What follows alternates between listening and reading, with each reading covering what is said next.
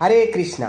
মুক্তিবাণী চ্যানেলের পক্ষ থেকে আজকের আলোচনা করব হিন্দু শব্দের আসল রহস্য, সে বিষয়ে কিছু বলবো। এটি কি কোনো শাস্ত্রীয় নাম নাকি বিদেশিদের দেওয়া? শুরু করছি আজকের ভিডিও। আমরা গর্বের সাথে নিজেদের হিন্দু বলে পরিচয় দিই, কিন্তু আপনি কি জানেন যে আমাদের কোনো প্রধান বৈদিক শাস্ত্রে যেমন বেদ, পুরাণ বা উপনিষদ হিন্দু কথাটির উল্লেখ নেই? তাহলে এই শব্দটি এলো কোথা থেকে? চলুন সহজভাবে জেনে নিই এর পেছনের ইতিহাস ও শাস্ত্রীয় সত্য। হিন্দু নামের উৎপত্তি। প্রাচীনকালে ভারত ছিল আর্যদের দেশ। ভারতের পশ্চিম সীমান্তে বয়ে চলা সিন্ধু নদ ছিল একটি গুরুত্বপূর্ণ ভৌগোলিক সীমানা। মধ্যপ্রাচ্য ও পশ্চিমী দেশ থেকে আগত বিদেশিরা যখন ভারতে প্রবেশের চেষ্টা করত, তাদের এই সিন্ধু নদ পার হতে হতো। উচ্চারণের বিভ্রাট ও ভাষাগত পরিবর্তন। আগত সেই সব বিদেশিদের ভাষা ছিল আলাদা।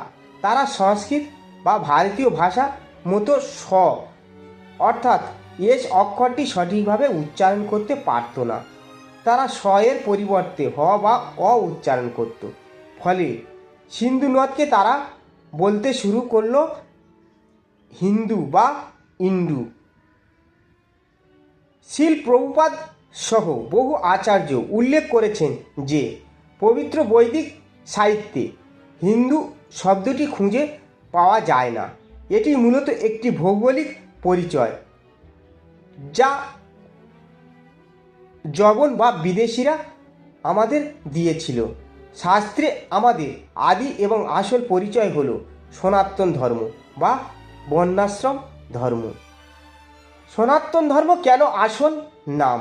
শাস্ত্রে বলা হয়েছে আমাদের আসল পরিচয় হলো আমরা শ্রীকৃষ্ণের নিত্য দাস এবং আমাদের ধর্ম হলো ভগবানের সেবা করা। এই ধর্ম চিরন্তন বা সনাতন, যার কোনো শুরু বা শেষ নেই।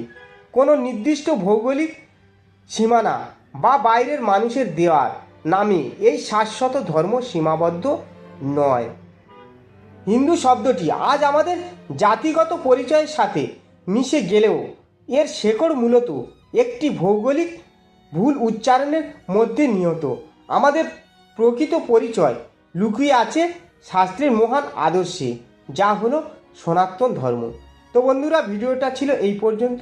যদি ভিডিওটি ভালো লাগে লাইক করবেন, কমেন্ট করবেন, শেয়ার করবেন। হরে কৃষ্ণা, হরি বল, রাধে রাধে।